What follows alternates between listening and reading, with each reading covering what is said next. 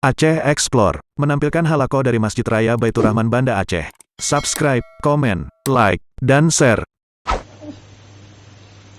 Bismillahirrahmanirrahim. Assalamualaikum warahmatullahi wabarakatuh.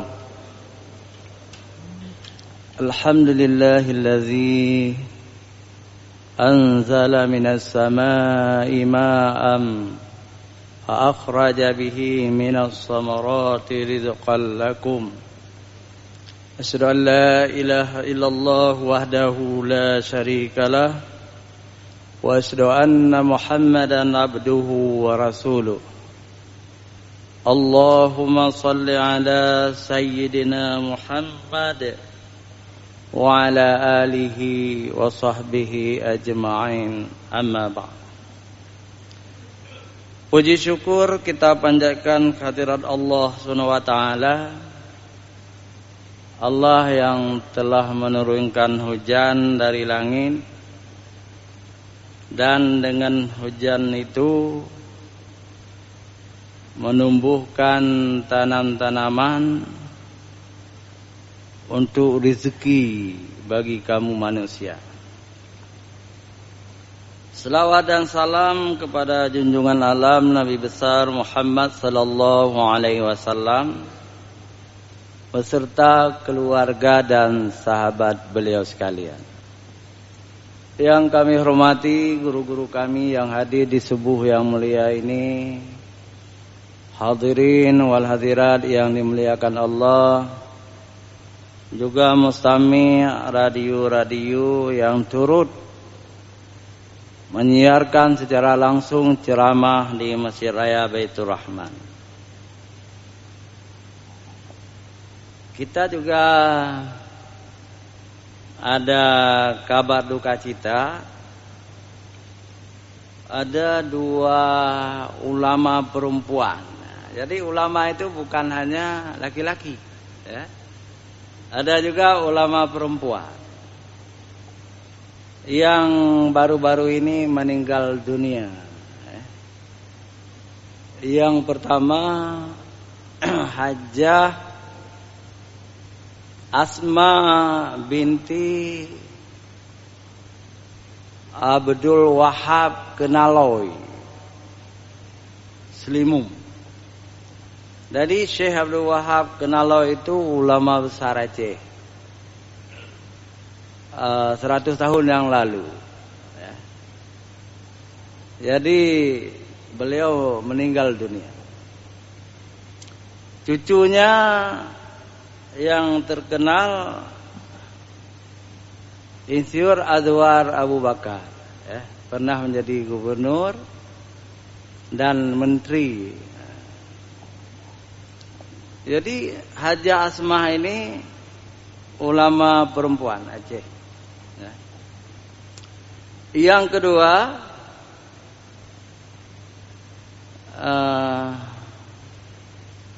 Bunda Hajjah ini putri Abu Lung'iyah, ya, lupa namanya, ya.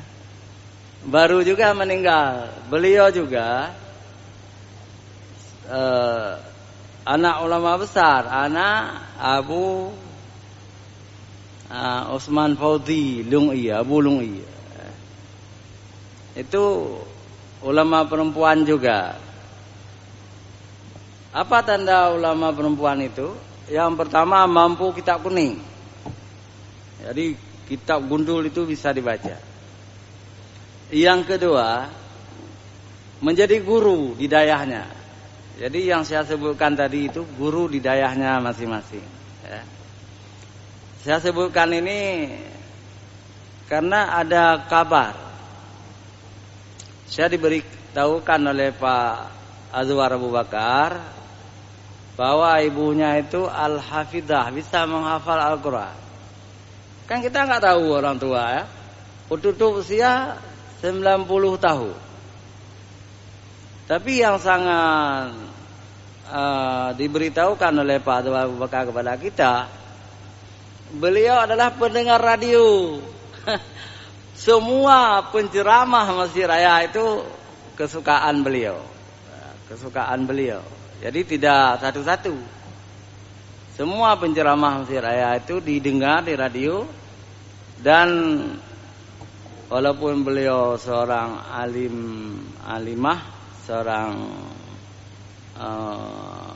perempuan, tapi beliau menganggap radio Baitur Rahman ini bermanfaat sekali. Lalu ketika itu ada lagi baru-baru ini seorang perempuan meninggal dunia, namanya Hajah Asniar, guru SMP. Kenapa beliau kita sebut di sini? 5 anaknya Al-Hafidh dan Al-Hafizah. 3 anaknya Hafidh 30 juz, sedangkan yang perempuan itu masih kecil-kecil sudah 20 juz. Kan luar biasa. Hadirin wal hadirat yang dirahmati Allah Subhanahu wa taala, kita turut berduka cita yang sedalam-dalamnya, bukan hanya kepada 3 yang kita sebutkan ini, kepada semua umat Islam, baik laki-laki maupun perempuan, yang telah dipanggil oleh Allah Subhanahu wa taala. Semua mereka itu semoga mendapat rahmat Allah, penghuni surga, dan diampuni dosa-dosa mereka. Amin ya rabbal alamin. Hadirin wal hadirat yang dirahmati Allah, malam ini kita sejuk, ada turun hujan, ya. Alhamdulillah, hujan itu rahmat Allah Subhanahu wa taala. Saya juga pernah tadi malam telepon ke Luk Semawe, hujan juga di situ. Di Birgen juga hujan, alhamdulillah. Jadi kalau negeri kita ini memang negeri iklim tropis, banyak hujan. Kalau kita bayangkan di Mekah, di Madinah, sangat jarang turun hujan. Ada juga hujan. Jadi kalau turun hujan di Mekah atau di Madinah, itu anak-anak muda, anak-anak kecil semua lari ke jalan. Mereka menonton hujan, senang berbasah-basah dengan hujan. Kenapa? Karena memang jarang. Sesuatu yang jarang memang sangat disukai orang, ya. Tapi bukan berarti di Mekah Madinah itu tidak ada hujan, malah ada banjir, ya. Ada banjir, ya. Sejak dulu sampai sekarang. Meski di Mekah jarang hujan, ya, itu hanya Allah yang tahu kenapa jarang hujan di sana, ya. Yang jelas, meski di Mekah jarang hujan, Allah telah menerima doa Nabi Ibrahim, ya, bahwa negeri Mekah ini diminta oleh Nabi Ibrahim supaya diberi buah-buahan.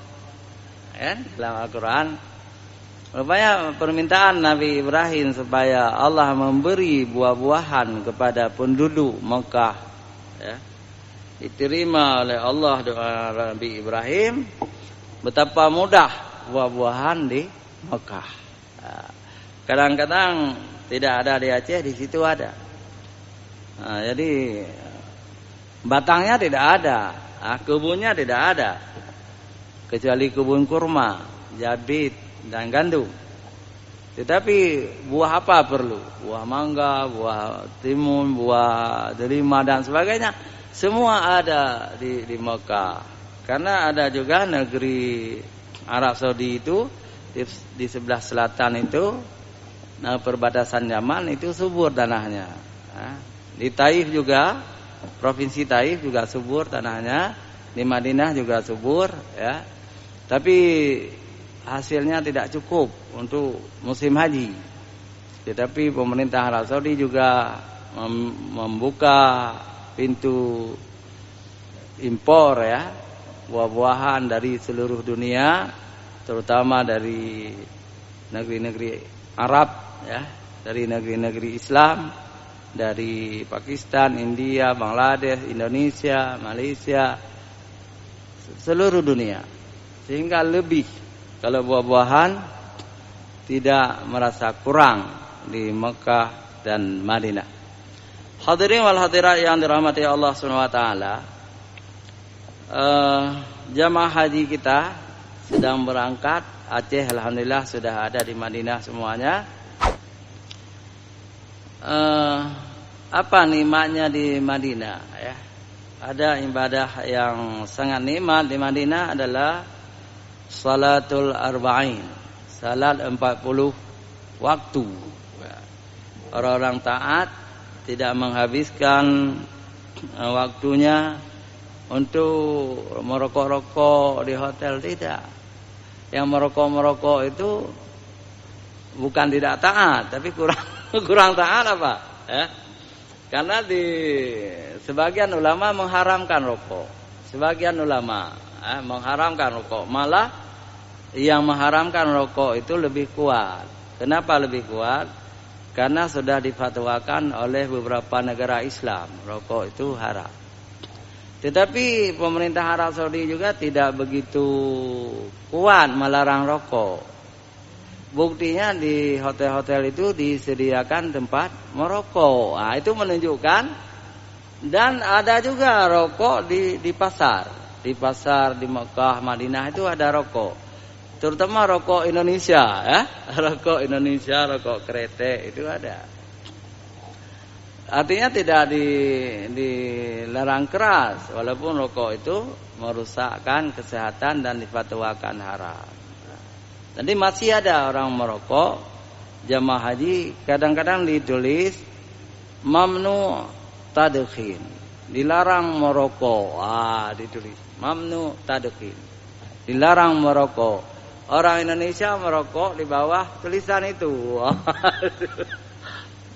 Begitulah, tapi tidak ditangkap oleh polisi, ya. Jadi itu yang terjadi di Mekah, di Madinah musim haji. Orang-orang Aceh sangat kuat merokok di hotel-hotel. Kadang-kadang berbunyi apa itu lonceng itu baru ketakutan. Ada yang berpikir hotel terbakar, padahal asap rokok sudah masuk.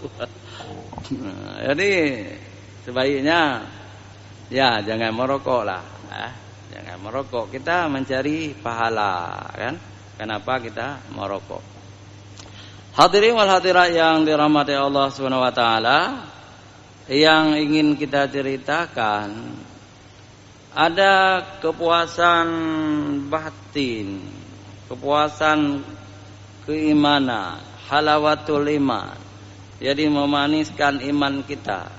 Ketika kita melihat sesuatu, benda-benda bersejarah atau tempat-tempat bersejarah.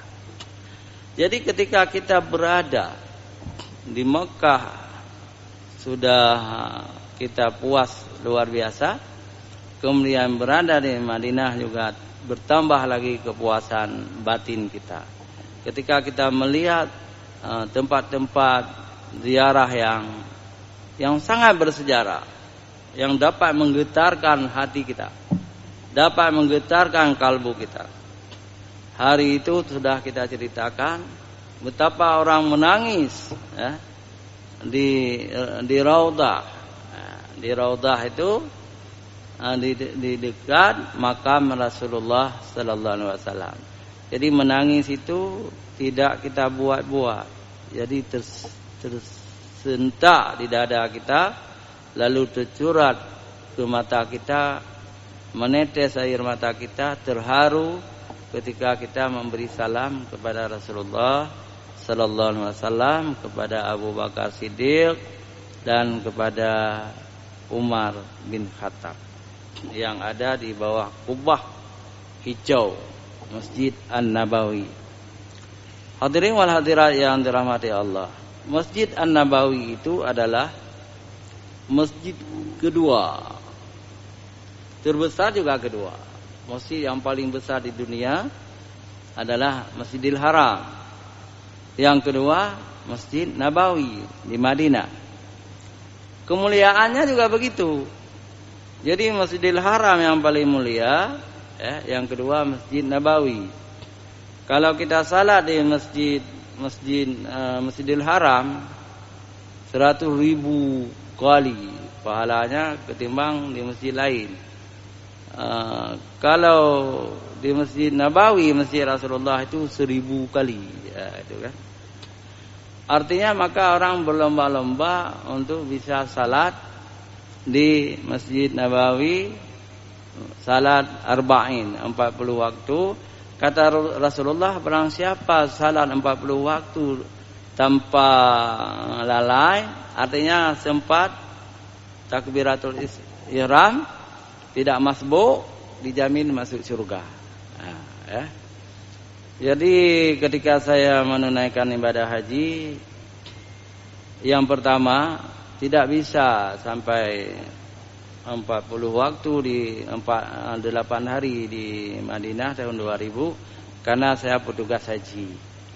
Tetapi ketika tahun 2009, alhamdulillah kita bisa salat arba'in. Hadirin wal hadirat yang dirahmati Allah Subhanahu wa taala.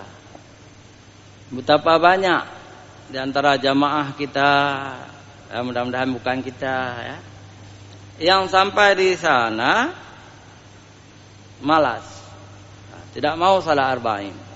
Yang pertama ilmunya kurang, yang kedua memang asyik merokok, ngobrol. Alih pupu pegah di hotel, pegah lawak, pegah kim, pegah haba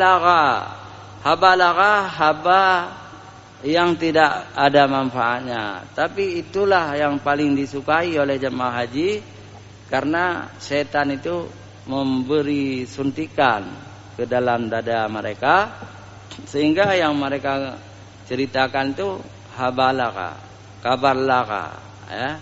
Berita-berita yang tidak ada manfaat. Telepon ke sini, telepon ke sana, sampai telepon ke Aceh.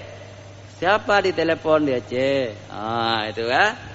Ini mohon maaf, bukan membuka aib orang.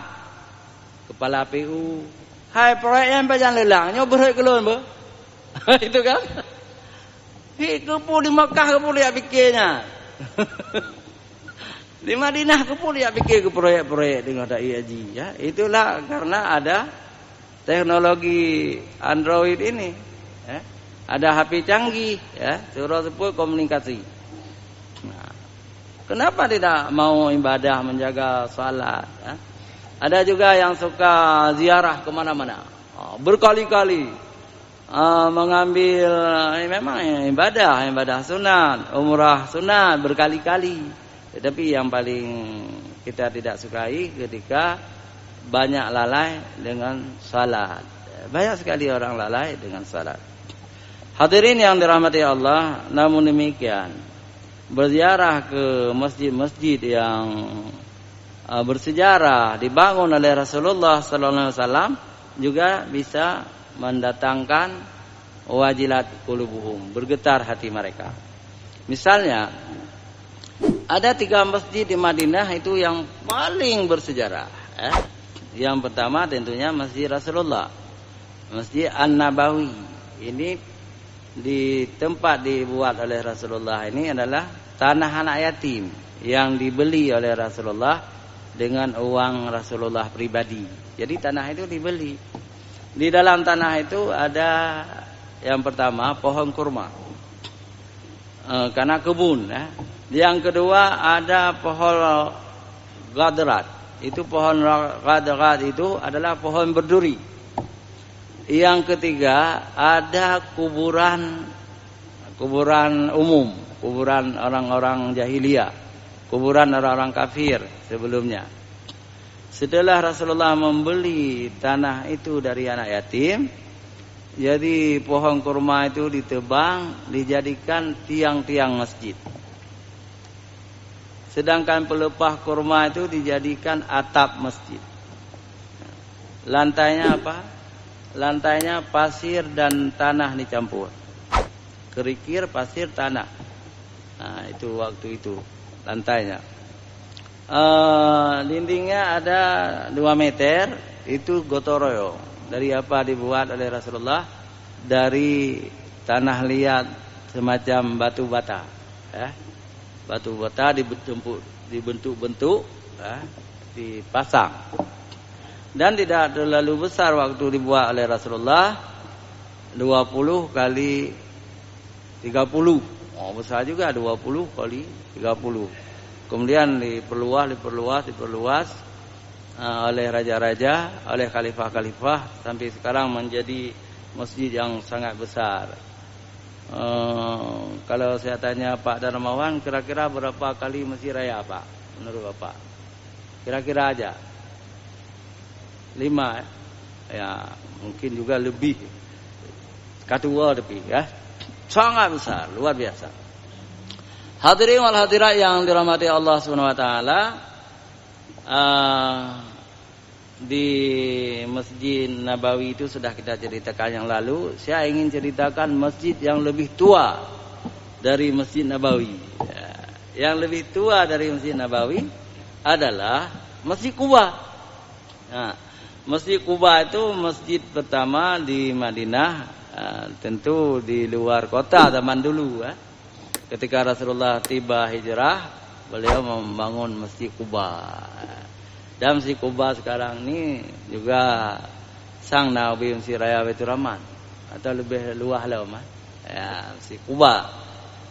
Itu masjid pertama yang dalam Al-Qur'an, di dalam surah At-Taubah ayat 108, 110 itu digambarkan Masjid Quba itu dibangun atas asas takwa, berdasarkan dasar takwa, karena yang bangun itu Rasulullah dan para sahabatnya. Dan dalam Masjid Quba itu dianjurkan oleh Allah supaya kita suka beribadah, karena itu masjid yang dibangun karena asas takwa. Di zaman itu ada sebuah masjid yang dibangun oleh orang-orang munafik. Nama masjid itu adalah Masjid Dirar. Itu juga di dalam surat Taubah ayat 107 ya. Masjid Dirar ini dibangun oleh orang-orang munafik dengan tujuan untuk memecah belahkan umat Islam. Masjid Dirar namanya. Dirar itu nama kampung. Untuk memecah persatuan umat Islam. Dan kemudian Masjid Dirar ini diperintahkan oleh Allah, diperintahkan oleh Rasulullah sallallahu alaihi wasallam untuk dihancurkan. Jadi dihancurkan, dibakar. Dan sangat berbahaya ya, sangat berbahaya kalau ada masjid bukan untuk memuji Allah, tapi masjid untuk memecah belah umat Islam. Jadi Rasulullah menyuruh membakar Masjid Dirar waktu itu. Hadirin wal hadirat yang dirahmati Allah, dari Kuba ke Madinah itu kalau jaraknya itu di luar kota zaman dulu sekitar 6 km ya, sekitar 6 km. Di tengah-tengah di antara Masjid Quba dan Masjid Nabawi itu ada sebuah masjid yang sangat luar biasa juga. Namanya Masjid Jumat. Masjid Jumat karena di masjid itulah pertama sekali diwajibkan salat Jumat dan Nabi menjadi imam dan khatib sekaligus. Dan sekarang Masjid Jumat itu sangat indah ya. Besar juga. Itulah makna kalau kita salat di masjid-masjid itu di Madinah tentu akan sangat berbahagia, bergetar hati kita, itu tanda keimanan kita baik ya. Sangat bahagia. Masjid-masjid sangat bersejarah itu. Hadirin wal hadirat yang dirahmati Allah, sangat banyak masjid-masjid ya.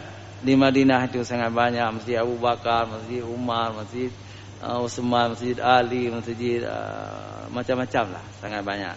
Tapi yang tiga itu masjid yang sangat bersejarah.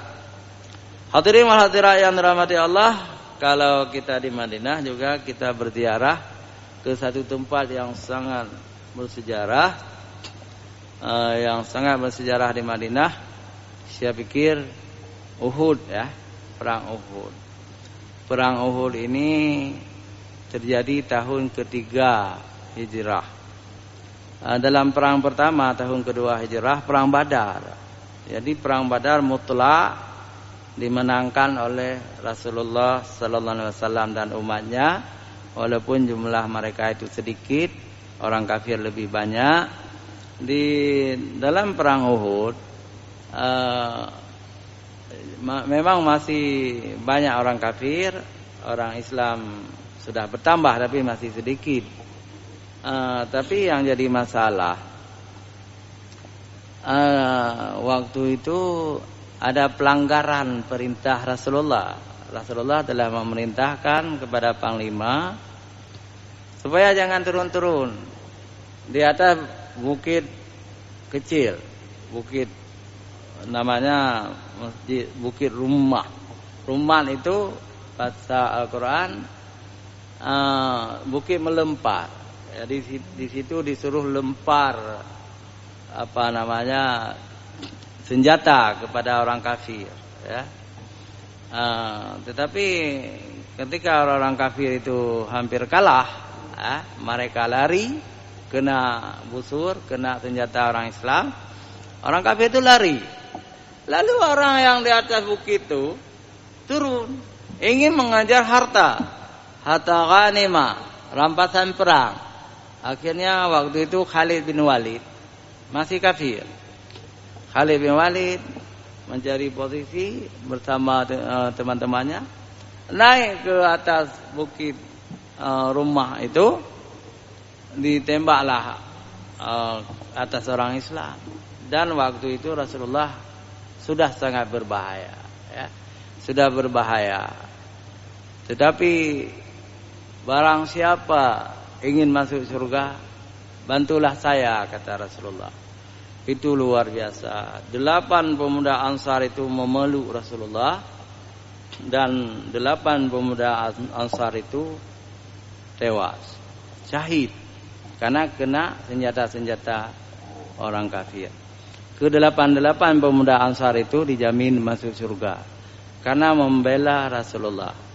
Tetapi kalau di dalam tafsir, ya, semua tafsir, ketika di ayat perang Uhud itu ada cerita Allah membantu Rasulullah, ya. Allah membantu Rasulullah dengan menurunkan malaikat dalam bentuk berkuda juga. Berkuda menghalau orang-orang musyrik dan mereka kemudian lari. Jadi perang Uhud juga dimenangkan oleh umat Islam. Tidak kalah, hampir kalah, tapi dimenangkan juga oleh orang Islam. Ada paman Rasulullah yang paling terkenal, jadi Hamzah bin Abdul Muthalib. Itu pamannya. Apa pamannya atau Yahwanya, ini kurang jelas, ya. Ada yang menyebutnya ayah Rasulullah yang terakhir, artinya Yahwanya, ya, Yahwanya. Tapi ada juga pendapat ahli sejarah, Rasulullah, ayah Rasulullah itu bukan yang terakhir, tetapi yang ke-6. Ada 4 yang menjadi pamannya, termasuk Hamzah ini. Hamzah, Abbas, Muqawim, ini paman Rasulullah, ya. Wallahu a'lam. Hadirin wal hadirat yang dirahmati Allah Subhanahu wa taala, Hamzah kemudian diangkat derajatnya oleh Allah menjadi Sayyidus Syuhada. Makna Sayyidus Syuhada itu penghulu kaum atau orang-orang yang syahid. Di mana nanti? Di dalam surga. Semua orang yang syahid karena Allah itu di bawah payung Hamzah. Jadi Hamzah presidennya, Hamzah rajanya. Orang-orang yang syahid berkumpul dengan Hamzah bin Abdul Muthalib yang syahid, termasuk pahlawan-pahlawan Aceh, ya, mudah-mudahan, ya. Tuku Umar Tengku Cidiro, Panglima Polim, Cunyadi, Cumudia, dan lain-lain. Cukup banyak pahlawan di Aceh, ya. Semoga mereka itu syahid karena pahlawan-pahlawan Aceh itu perang sabilillah. membela agama Islam, bukan berperang karena lain-lain. Gitu ya. Bukan berperang karena dunia, berperang melawan kafir demi tegaknya agama Allah. Itu pahlawan Aceh. Artinya sama dengan pahlawan-pahlawan di dalam perang Uhud. Mereka itu syahid karena menegakkan agama Islam. Hadirin wal hadirat yang dirahmati Allah Subhanahu wa taala, semakin banyak kita lihat tempat-tempat yang bersejarah, misalnya ketika kita ada di Madinah, kita pergi ke kebun kurma. Dalam kebun kurma itu ada sumur Utsman, itu sumur Yahudi yang dibeli oleh Utsman, diwakafkan kepada orang-orang Islam. Juga bergetar hati kita karena sudah 1400 tahun. Tapi tiba-tiba ada panitia di situ yang membantu kita tidak menjual. Ini bukan sumur Zamzam, ini air sumur Utsman. Kita minum. Jadi seperti ada doa yang tidak diajarkan oleh Nabi, mungkin geroy, terucap sendiri, ya Allah, negeri ati lun beterang, lun jim, sumur Utsman. Nah gitu kan. Kadang-kadang ada mustajabah.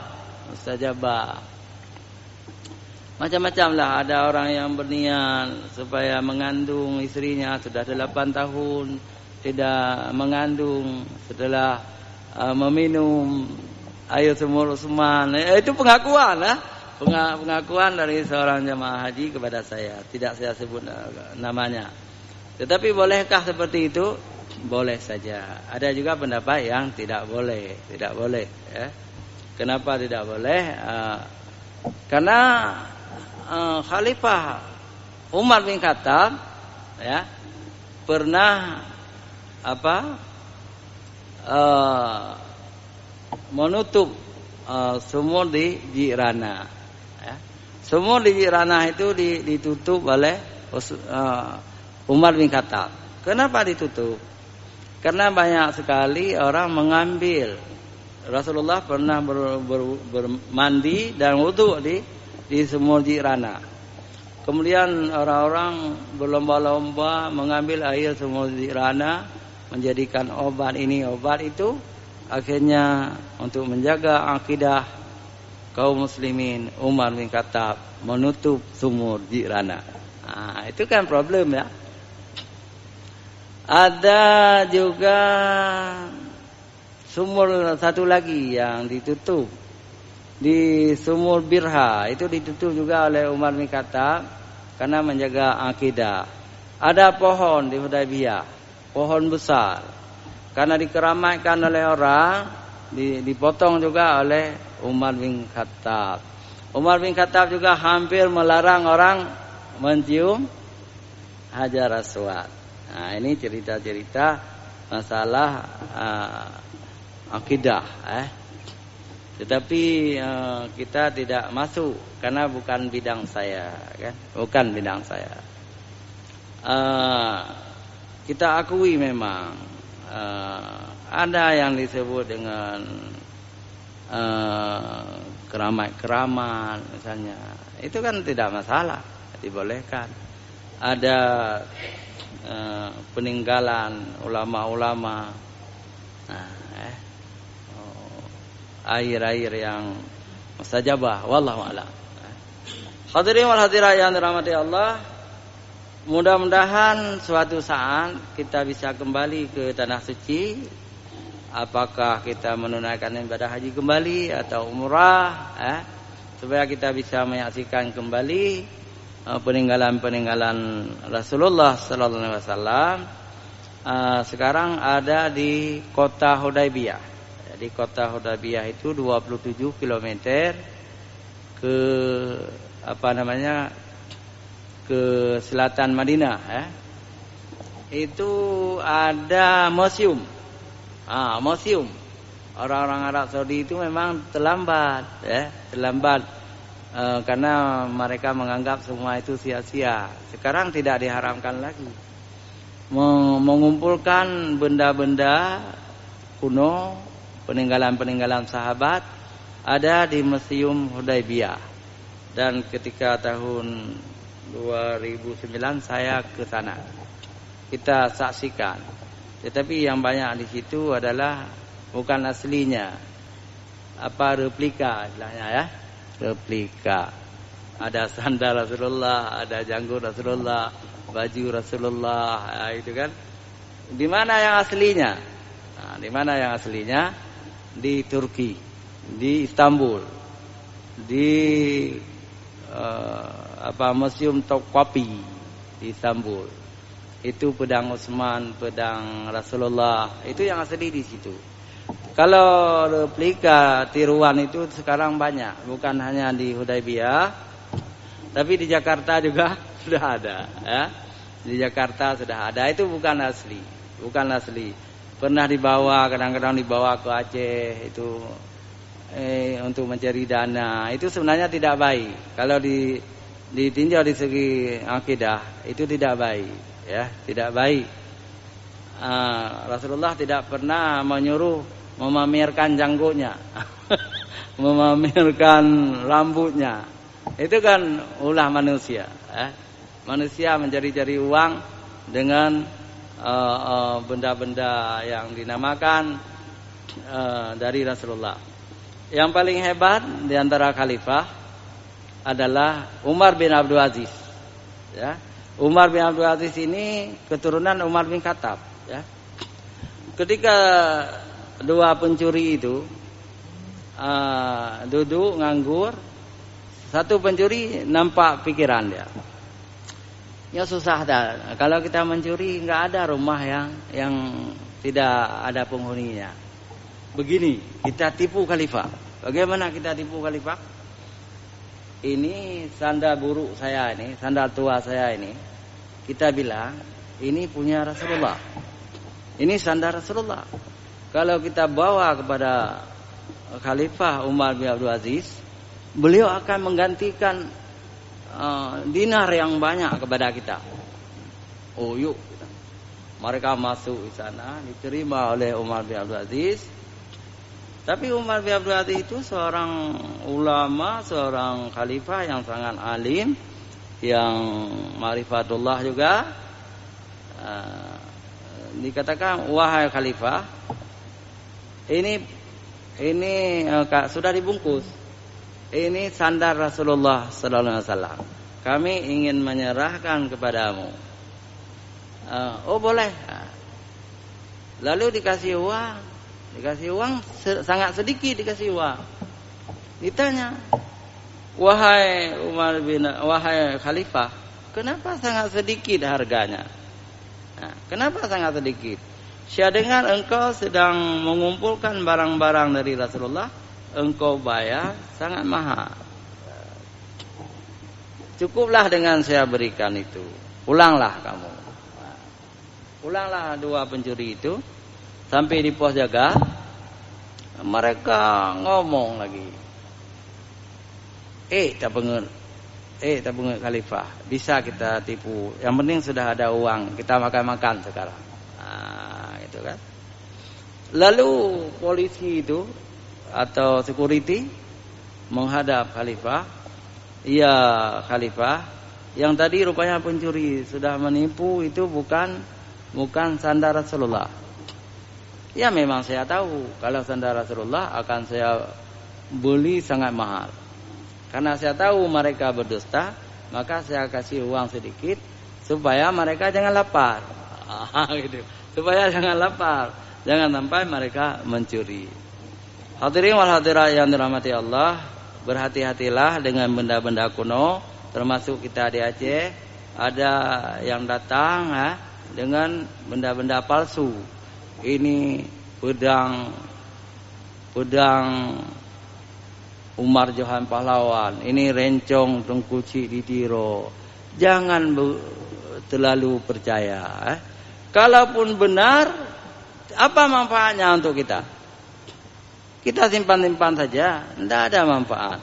Kalau ada uang, belanjakan uang itu, atau bantu langsung fakir miskin, anak yatim, al-hafidh, hafizah yang sedang menghafal Quran. Untuk apa kita simpan-simpan rencong? Lalu kita bilang rencong ini harganya 5 miliar, pedang ini 10 miliar. Kalau mati itu wajib mempertanggungjawabkan hari akhirat. Nah, orang kau ya kebah-kebah benda-benda jamun hana manfaat. Memang nah urun Tuhan kadang-kadang kan. Nah, hang poblo pusaka mentu getangin, kereta angin tua tidak dijual. Honda pertama tahun 70 tidak dijual. Mobil tahun 60 tidak dijual. Itu semuanya rugi juga. Tidak ada manfaat. Kalau kita presiden lain, kalau kita gubernur lain. Kalau kita mantan orang kaya kan tidak kaya lagi sekarang. Kenapa kita tidak jual ketika berharga? Nah, itu kira-kira. Ya. Ingat Rasulullah, Umar bin Khattab, Utsman, Ali, semuanya ketika mereka mati tidak mewariskan apa-apa kepada anak mereka. Walaupun kita tidak sama dengan mereka. Tapi janganlah membiarkan benda-benda tua itu dengan harga yang tinggi, tapi kita tidak pernah menjual. Tidak pernah kita menyedekahkan hasilnya. Demikian, mudah-mudahan berguna bagi kita semua. Hadanallah wa iyyakum ajmain. Wassalamualaikum warahmatullahi wabarakatuh.